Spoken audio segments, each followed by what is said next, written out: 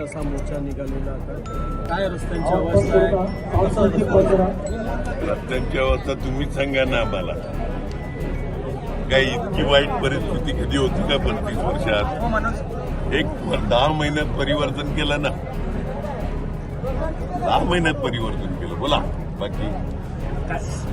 विरोधकांचा असा आरोप आहे की हे जे आहे निवडणुकीची तयारी प्रभाकर हात विरोधकांचं असं म्हणणं आहे.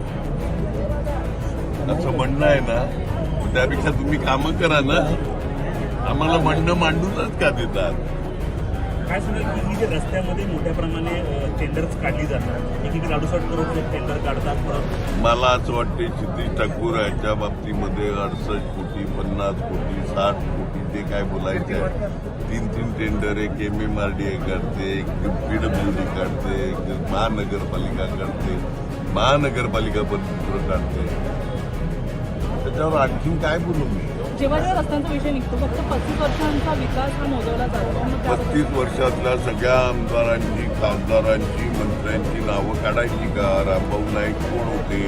विष्णू सवरा कोण होते? वनगा कोण होते? अशोक मोडक कोण होते? रायकर कोण होत्या? डावखरे कोण होते? कोणत्या पक्षाचे होते?